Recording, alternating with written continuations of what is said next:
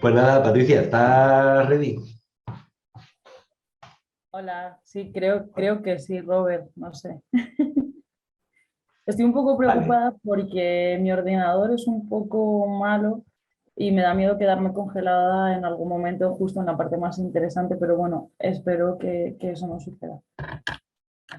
Esperemos todas. Nada. Nada, te pido que te presentes tú misma, quién eres, cómo has llegado aquí, pues el máster que estás estudiando, todo esto, ¿no? Como tú quieras presentarte y poco más. Tienes el resto del tiempo, como digo, aunque tengas una hora, pero que no te agobie el tiempo, o sea que si nos Vale, pasamos no pasa nada y ya está. Organiza también un poco tú también, si quieres que interrumpamos, si dejamos las puntas para el final, un poco todo eso, ¿vale? vale. Y Gracias, todo Robert. tuyo. Vale, genial. Bueno, pues yo soy Patricia y actualmente estoy también estudiando el máster de Sexología y Género. Y bueno, vamos a hablar hoy, perdón, voy a compartir pantalla. Vale, bueno, pues nada, como no lo podéis ver, lo voy a dejar de todas formas por si en algún momento se pasa a pantalla completa. Eh, Vamos a hablar en este ratillo sobre la violencia simbólica. Puede ser que algunas conozcáis este concepto, puede que no. Y bueno, he hecho una síntesis y voy a intentar explicarlo de la mejor manera posible, de la manera más clara. Entonces, antes de empezar, me gustaría vuestra colaboración y os voy a decir una palabra y me tenéis que decir, la podéis escribir por el chat, la palabra que primero se os viene a la mente. Y bueno, esa palabra es violencia. Entonces, nada, escribid por el chat la primera palabra que se os viene a la mente al escuchar violencia.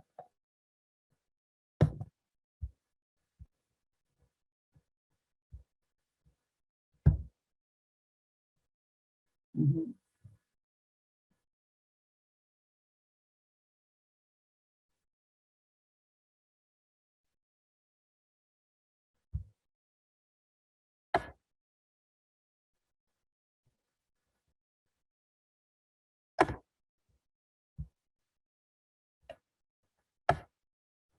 Vale, bueno, si voy leyendo las palabras, habéis dicho poder, miedo, mentir, sangre, manipulación, frustración física, agresión. Vale, bueno, si alguien más quiere ir escribiéndola, pues genial. Mientras volvemos al PowerPoint, que no veis en pantalla completa, pero bueno. Vale, pues antes de continuar un poco con la violencia simbólica, me gustaría ver la definición de violencia.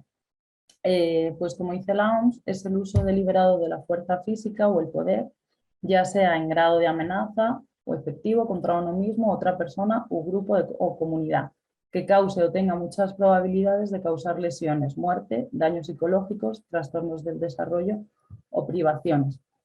Eh, Esto lo he puesto porque muchas veces cuando pensamos en violencia, la palabra que se nos viene a la mente no es eso, como agresión o algo físico.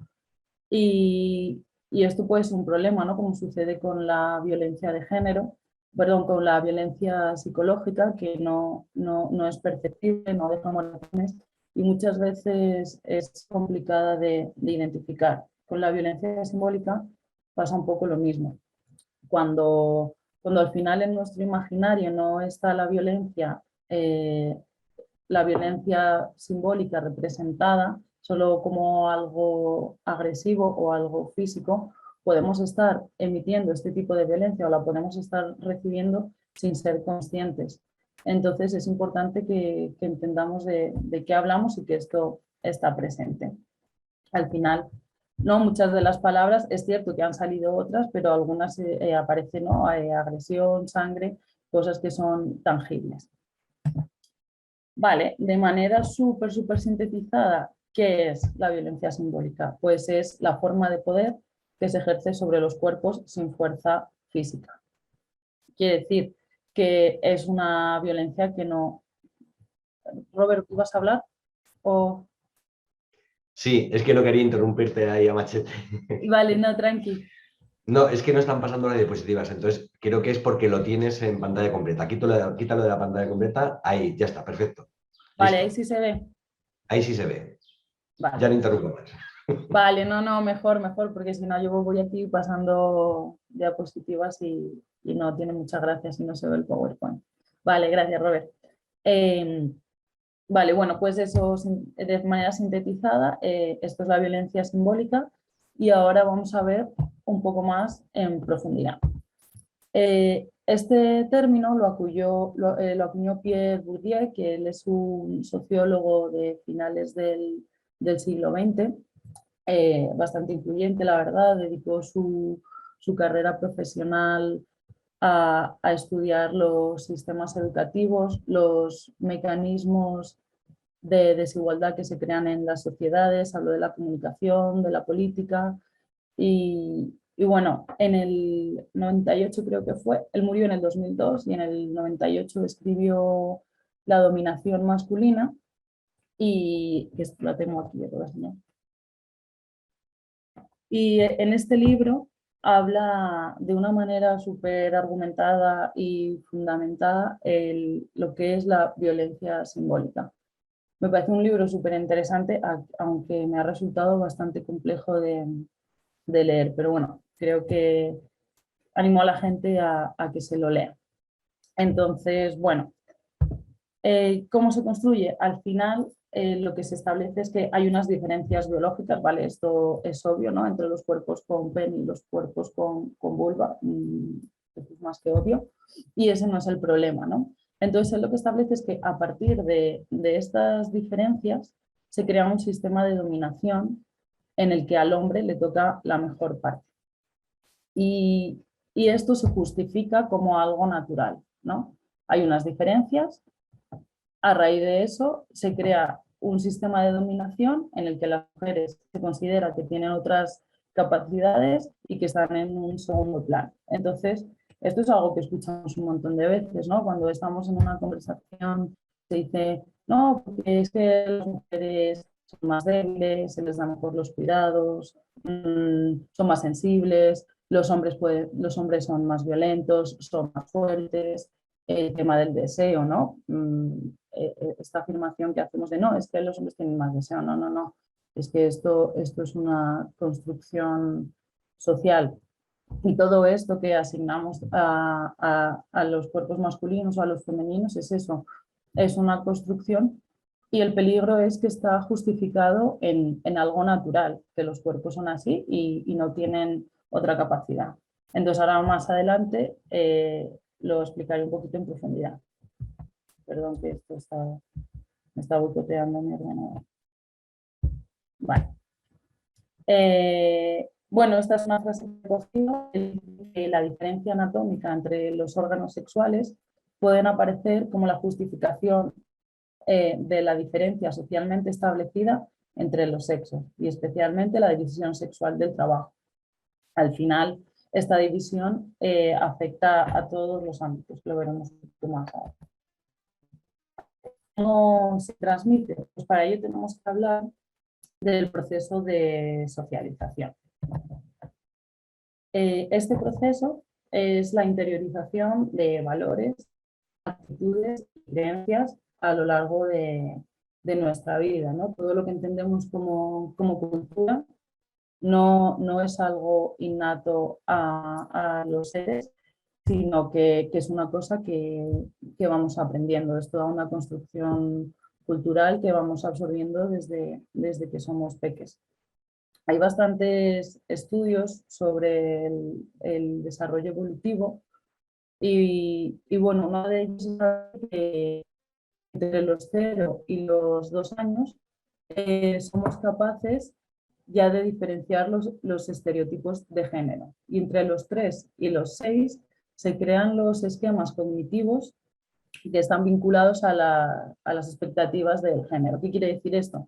Que cuando tenemos 6 años ya somos conscientes de qué es lo que tenemos que hacer si estamos socializados como hombres o como mujeres, ¿no? ¿Qué espera la sociedad de nosotros y de nosotras según a lo que correspondamos?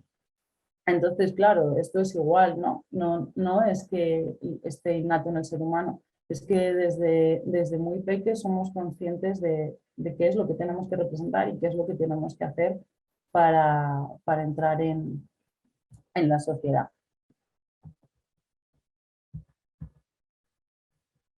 Vale, perdón, es que voy subiendo y bajando, pero es que el ordenador baja solo. Pues claro, esto nos afecta de muchísimas maneras, socialmente, laboralmente, sexualmente y en el uso del cuerpo. Como son bastante complejas, las voy a ir explicando de una en una.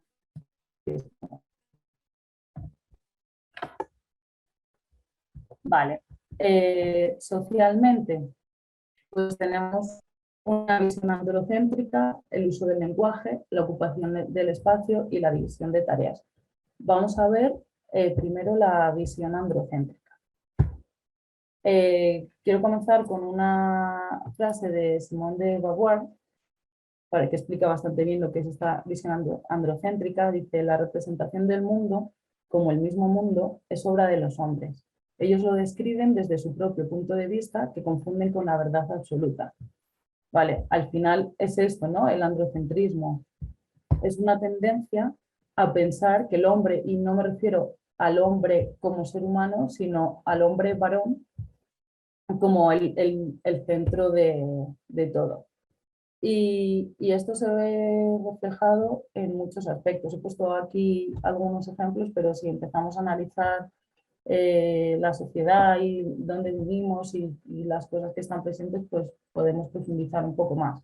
Por ejemplo, el tema de las mujeres cazadoras, ¿no? Siempre se ha dicho que las mujeres no cazaban, que incluso ya en las cuevas las mujeres se quedaban cuidando a las criaturas.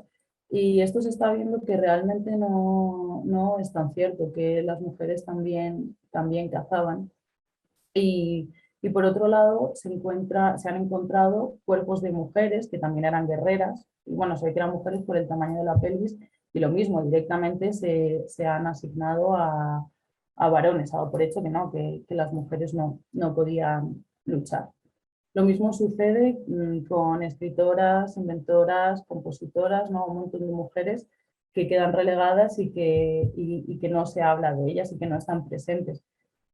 Esto sucede, por ejemplo, con muchos descubrimientos que se han hecho o cualquier obra y que se le ha adjudicado a los hombres, ¿no? A lo mejor a un hermano o a un padre, y parece que la persona que lo había escrito era un hombre, pero no una mujer. Y sobre este tema de la visión androcéntrica, recomiendo un libro que no sé si lo conoceréis, que se llama La mujer invisible, de Beatriz, perdón, que lo tengo por aquí, Caroline Criado Pérez. Y es una investigación súper interesante con un montón de datos sobre esta visión androcéntrica, ¿no? Como por ejemplo el tema de el uso de los cinturones, que está testado sobre cuerpos masculinos, ¿no? Que al final la fisionomía es otra y no sobre los femeninos. Entonces eso puede influir en la seguridad a la hora de que una mujer tenga un accidente. O también el tema de los teléfonos móviles, que están diseñados para unas manos más grandes que suelen corresponder a los cuerpos de varones.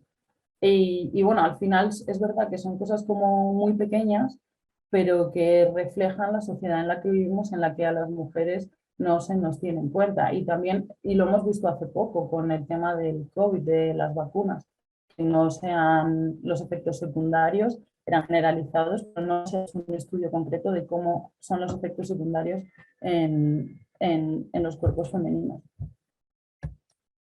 Vale, perdón, vale. El uso del lenguaje, otro tema súper polémico, ¿no? Y a mí este tema me interesa mucho porque además tendemos a pensar que el lenguaje bueno, pues que no importa, ¿no? Que más da, esto le molesta a mucha gente el que empecemos ahora a decir todos, todas, todes, ¿no? Hay gente a la que le pica. No nos molesta usar palabras nuevas como TikTok, pero el representarnos al resto de la población sí molesta. Y bueno, al final, como decía George Steiner, lo que no se nombra no existe, que es algo que tenemos que tener muy en cuenta, ¿no? Que el masculino genérico no es tan genérico. Hace poco leí una historia en la que decía que iba un hijo con su padre en el coche y tenían un accidente de tráfico y entonces los llevaban al hospital. Y cuando el niño estaba en la sala de operaciones, entraba el médico y decía que no le podía operar porque era su hijo. Entonces, claro, ¿qué creéis que pasaba? Pues que el médico era la madre, ¿no? Entonces, ¿hasta qué punto son tan genéricas las palabras, ¿no? Cuando realmente en nuestro imaginario directamente se nos viene un hombre y es súper complejo. Entonces, mientras no se nos nombre, esto va a seguir sucediendo. En el 2016 hicieron otro estudio en Inglaterra sobre esto, ¿no? Hicieron diferentes palabras que eran de uso genérico y además, bueno, como en el inglés con las palabras no es neutro, pues es más fácil. Pero bueno, aún así utilizaron palabras que eran genéricas y el grupo que habían cogido para el estudio pues les pidieron que las dibujaran. Curiosamente, la mayoría de las veces con estas palabras dibujaban a hombres. Y, y bueno, que esto hay un montón de ejemplos que realmente en nuestro imaginario el genérico no existe. El genérico corresponde a un masculino, ¿no? Lo que dice aquí, a los hombres se los da por supuesto y a las mujeres no se las menciona. Esta es una frase de Caroline, del libro de la mujer invisible, en el que también habla del tema de los trabajos, que se hizo también una investigación sobre cómo afectaba en las ofertas de trabajo. Y había muchas menos mujeres que se postulaban cuando tenían la sensación de que ese puesto era para hombres, ¿no? Y supongo que aquí también pasará y todavía más conscientemente que nuestro género sí que hay masculino y femenino y en una oferta de trabajo es mucho más visible. Vale. El tema de la ocupación del espacio. Bueno, pues lo privado y lo público. Bourdieu habla de esto, que el espacio privado es para la mujer, ella se queda en casa, el hombre está en el espacio público. Esto se ve sobre todo en culturas que son más machistas que la nuestra, ¿no? Donde las mujeres están en casa y no tienen mucha opción de relacionarse con otras personas y sin embargo los hombres sí. ¿No? Lo mismo, al hombre le corresponde toda la parte privada, perdón, a la mujer le toca la parte privada, doméstica, invisible, vergonzosa, ¿no? Todas las tareas que están relacionadas con esto y al hombre le toca lo público, lo oficial, actos breves y peligrosos. Y Bourdieu habla en el libro relacionado con esto, que se acuerda cuando era pequeño con esto de actos breves y peligrosos, cuando en su pueblo se hacía la matanza, ¿no? Los hombres eran los que realizaban la matanza y era algo así más o menos rápido y después se iban al bar y sin embargo las mujeres eran las que pasaban días preparando todo eso para que estuviera disponible después para la venta o para el consumo, ¿no? Y esto sucede muchas veces. Y el tema de los bares, tres cuartos de lo mismo. Al final, hablo de bares de cafeterías, ¿no? O sea, de bares, el bar de pueblo, no una cafetería, sino un bar de pueblo donde la representación masculina es mucho más alta, ¿no? Los hombres van al bar a jugar a las cartas, al mus, a lo que sea, y sin embargo las mujeres, por mucho que quieran socializar, pues acaban quedando en sus hogares ocupándose de las tareas, de la crianza y de otras actividades que nos corresponden. Y otro tema de ocupación del espacio, bueno, pues también un tema en la presencia que tenemos en los libros y en las películas. En los libros no hay muchos menos, esto también aparece en el libro, ¿vale? El de Caroline, donde la presencia es mucho más baja. Cuando se pone ejemplos pues de lo que sea, las mujeres casi no están representadas. Lo mismo sucedería, ¿no? Con lo que hemos hablado antes de inventoras, escritoras, etc. Y otro dato curioso es en las películas, ¿vale? Todo esto está analizado, no es un dato así a voleo. La representación masculina es mucho mayor que la de las mujeres. En los diálogos aparecen mucho más los hombres que las mujeres. Solamente cuando la mujer es protagonista, que esto pasa muy pocas veces, la cantidad de diálogo es la misma, o sea que ni aun siendo las protagonistas abarcan el espacio que equivaldría al mismo que el de los hombres.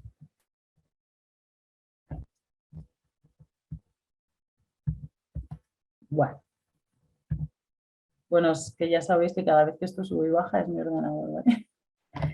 El tema de la división de tareas.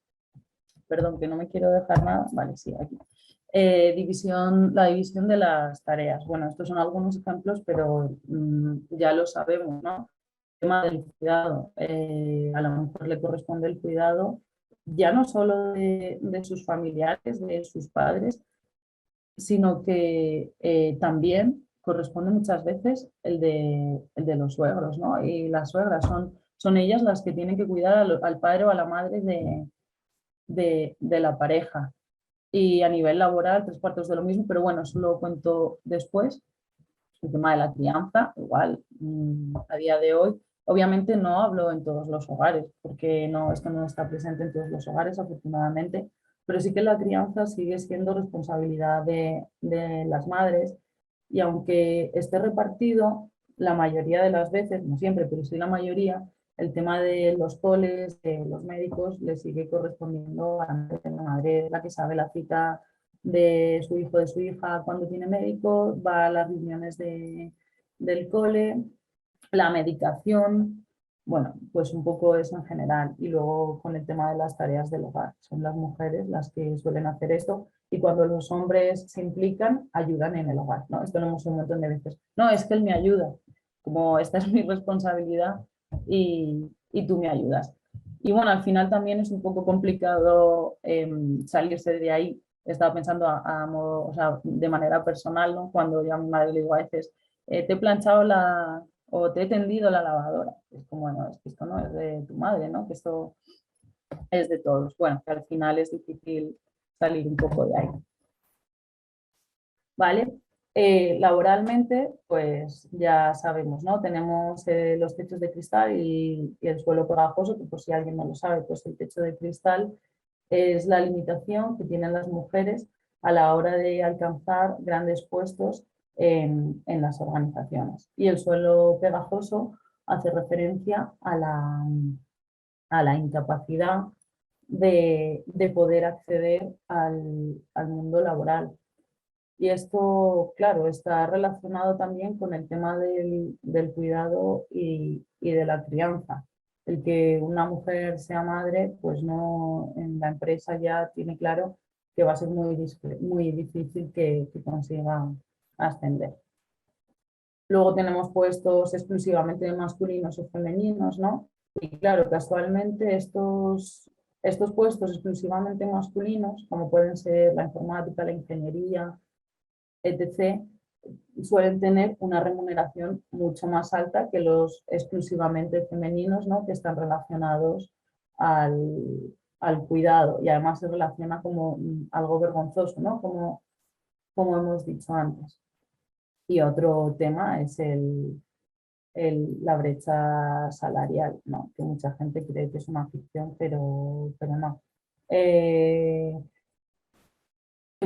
Bueno, un poco porque en el INE están todas las estadísticas, pero para no hablar mucho de estadísticas, simplemente nombrar una, y es que el salario de la mujer no es salario medio, sino que se hace como, bueno, se tienen en cuenta los trabajos que sean similares con un mismo trabajo de horas y contratos parecidos. Bueno, pues el de la mujer era de 13.500 y pico más o menos, y el de los hombres 18.000, sí. Entonces, la diferencia es brutal, ¿no? Pero a día de hoy se sigue diciendo que esto no pasa. Claro, y esto me hace pensar también, como muchas veces cuando hablamos de esta desigualdad, muchas personas se basan en que no hay desigualdad porque a, según la ley todos somos iguales, ¿no? Los hombres y las mujeres somos iguales. Claro, y esto es lo perverso, que efectivamente de cara a la ley, sí, todas las personas somos iguales, pero ¿qué pasa a la hora de la verdad, no? Eso no sucede y lo estamos viendo. Entonces, con el tema del salario, pues pasa lo mismo. Vale. Sexualmente, no podíamos dejar el tema de la sexualidad fuera en esta tertulia.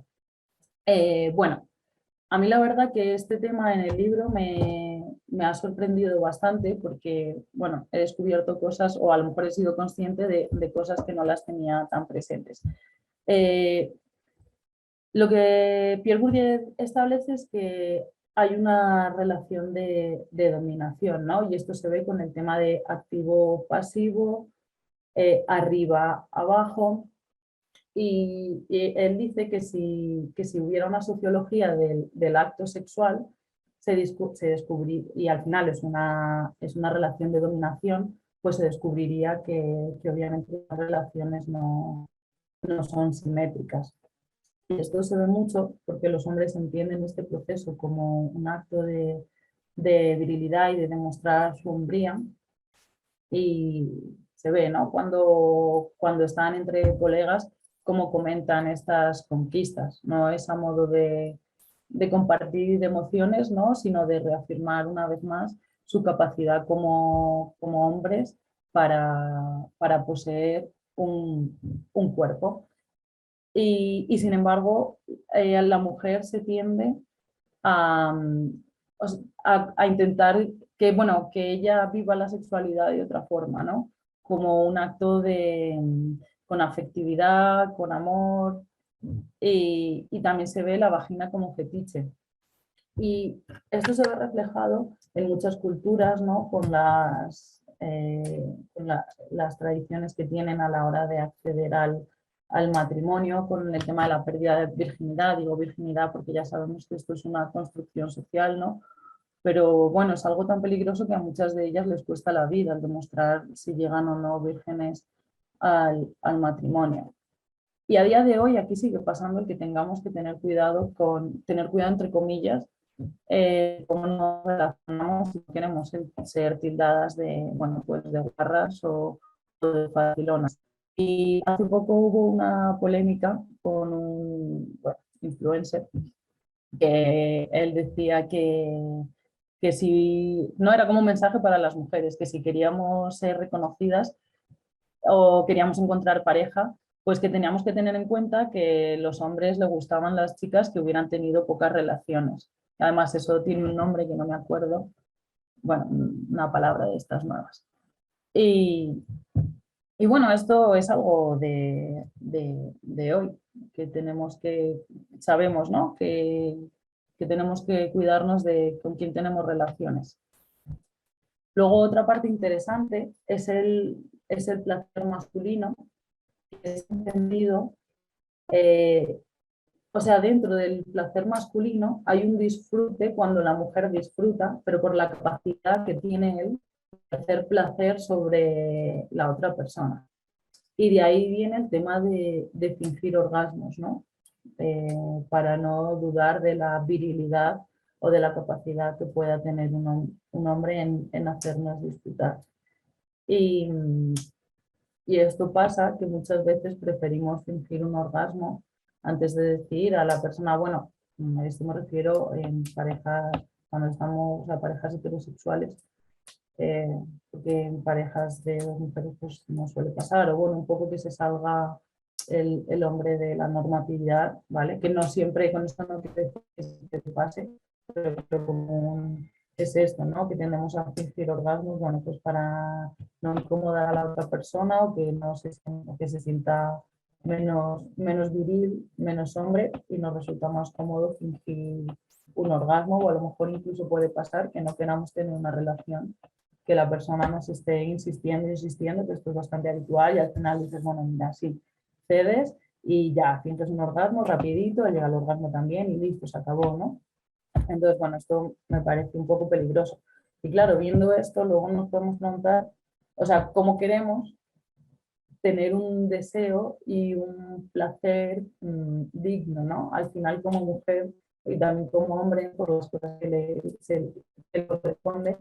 Pero bueno, nuestro deseo está todavía más invisibilizado y nuestro placer también. Entonces, creo que es importante que tengamos en cuenta toda esta historia que llevamos dentro y que a lo mejor no tenemos que cuestionarnos tanto cuando, bueno, pues cuando nos cueste tener un orgasmo, cuando no seamos capaces de disfrutar con nuestras parejas, porque hay un constructo muy grande que nos puede limitar en este sentido.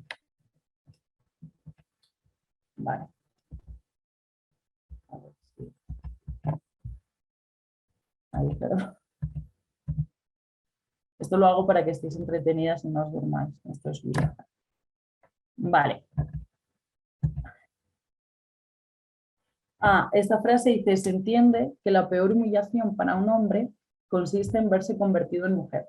Me parece súper interesante, porque, claro, esto por un lado refleja el tema de, no lo he comentado antes, las violaciones o las agresiones sexuales no son un acto de disfrute para el hombre, es un acto de dominación y de poder. Y esto se ve en las guerras, se ve en los centros penitenciarios, y con esta frase también hago alusión al problema que tienen las personas heteros en tener prácticas anales, ¿no? Les da mucho miedo y no es que sufran por su ano, sino que sufren por su virilidad, ¿no? Que se ponga en duda esa capacidad que tienen de hombres y que si a mí me gusta que me penetren significa que soy una persona sumisa y que estoy perdiendo el poder con lo que todo ello implica, ¿no? Y sucede también cuando empleamos, bueno, cuando la gente emplea el término del maricón. Al final es que te estás pareciendo a una mujer y no hay nada peor que te parezcas a una mujer. Vale, el uso del cuerpo, el tema de los gestos y las posturas, cómo tenemos que andar, en el espacio que tenemos que ocupar, ¿no? Las mujeres, esto se ve en el metro, y ya hubo polémica con este tema, que las mujeres siempre van, bueno, pues ocupando el menor espacio posible, los hombres van con las piernas abiertas, cuando caminamos igual. En otras culturas las mujeres no pueden mirar a los ojos a los hombres, tienen que ir recatadas, con la cabeza gacha. El tema de la vestimenta, lo mismo. En nuestra cultura también, a día de hoy, esto sigue pasando, ¿no? Muchas veces eh, parece que cuando llevamos una falda corta, un pantalón corto o un escote es porque queremos provocar. Y esto está súper interiorizado en la sociedad. Y todavía no somos conscientes de que cada persona es libre de vestirse como quiera y que la vestimenta está más allá de provocar o generar deseo. Y claro, esto sucede también cuando hay una agresión sexual, la tendencia es a preguntar, ¿no? ¿Qué llevaba puesto o dónde estaba? Para responsabilizar a la víctima. Y esto me parece terrible porque no solo está sufriendo una agresión, sino que, bueno, que se relaciona mucho cuando hay una agresión sexual con cómo se vestía, dónde estaba sola, y esto sin embargo no pasa con otros delitos, ¿no?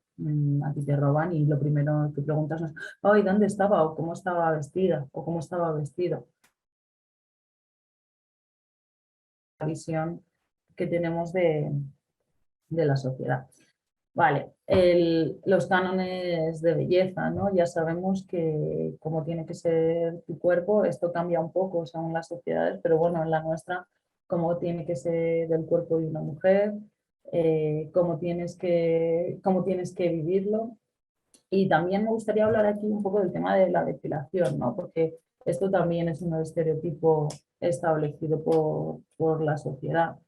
Y el tema de depilarse no genera bastante controversia. Y por ejemplo, cuando lo hago con mis amigas me dicen, no, es que yo me veo mejor depilada. Y claro, obviamente que nos vemos mejor depiladas. Llevamos viéndolo desde que somos peques, identificamos la feminidad con un cuerpo depilado. Entonces es súper complejo que tú decidas de un día para otro darte cuenta que no te depilas por ti, sino porque la sociedad lo está estableciendo, ¿no? Y no solo eso, sino que además nos intentan convencer que es más higiénico. No hay nada más perverso una persona sucia me voy a depilar. Y con el tema de la vejez, pues igual, ¿no? Como el tema del botox, de los estiramientos faciales, que también los hombres lo hacen, pero el porcentaje es menor, y con la depilación igual, ¿no? Que sí, hay hombres que se depilan, claro, pero no es lo mismo un hombre que no se depile que una mujer que no se depile, porque una mujer que no se depila y va en el metro, pues probablemente le estén mirando, cuchicheen, seguro que las insultan, y esto se ve en las redes sociales también, ¿no? De depílate guarra, qué asco, y comentarios así cientos. Entonces no es lo mismo, no lo podemos igualar, ¿no? Aunque muchas veces sí. Y la vejez, pues igual, ¿no? Se ve también en los actores y en las actrices cómo envejecen y cómo habla de ellos la sociedad cuando se ha alcanzado la vejez.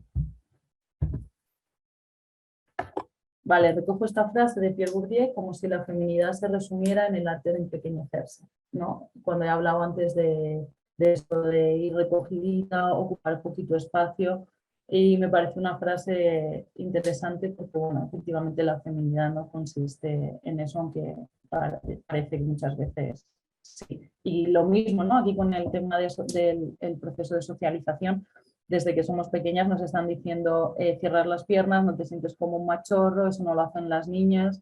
Entonces, claro, luego no podemos pensar que las mujeres somos delicadas porque sí, sino porque llevamos ya un machaque desde que somos muy pequeñas. Vale, bueno, ya me queda poco, pues ¿por qué se perpetúa? Por un lado es una creencia naturalizada, ¿no? Lo que he dicho al principio. Pensamos que esto es una realidad que le corresponde al cuerpo, es algo natural, es intrínseco y por lo tanto es algo que nunca va a cambiar.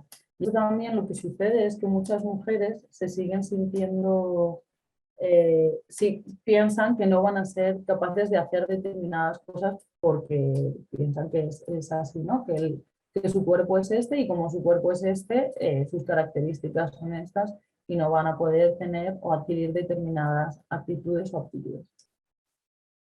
Vale, Pierre Bourdieu también establece que esto se perpetúa por las instituciones, ¿no? Estas instituciones son la familia, la escuela, el Estado y la Iglesia. Pues al final, de una manera u otra, cada una hace su papel para seguir perpetuando esto y que no pueda cambiar.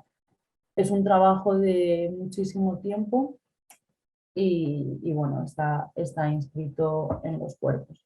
Y claro, por otro lado hay una asimilación de la dominación. Estamos siendo dominadas, pero porque de cierta manera... Sí, Luz. Luz.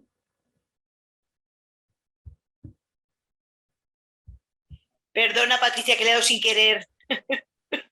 Ah, vale. Perdona, Vale, me estaba emocionando con que me ibais a hacer una pregunta.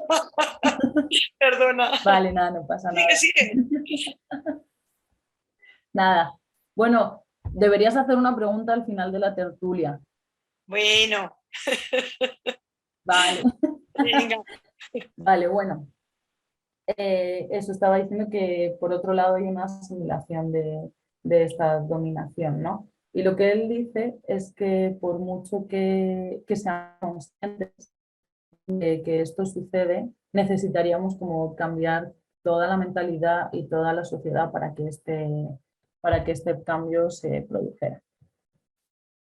Y nada, acabamos con esta frase que dice: legitima una relación de dominación inscribiéndola en una naturaleza biológica, que es en sí misma una construcción social naturalizada, ¿no? O sea, estamos construyendo algo sobre algo ya construido. Y para terminar, pues nada, estos ejemplos, si mi ordenador me deja. Vale. Simplemente nombrarlos, pues bueno, las canciones populares, si pensamos, podemos identificarlas rápidamente qué canciones populares tienen letras que no deberían estar. El lunes antes de almorzar, una niña fue a jugar y lo que continúa. Refranes, que también hay muchos refranes terribles. Frases hechas como calladita estás más guapa o llorar es de niñas, etc, etc. El tema de la publicidad. Y bueno, muchísimas frases con las que hemos crecido, pues de Kant, de Aristóteles, de Rousseau, que obviamente no las he puesto aquí porque yo ya no les quiero dar a ellos más espacio, pero bueno, esas frases están y siguen ahí. Así que nada, esto ha sido todo. Ahora si queréis podéis preguntar. Perdón por los fallos técnicos del ordenador.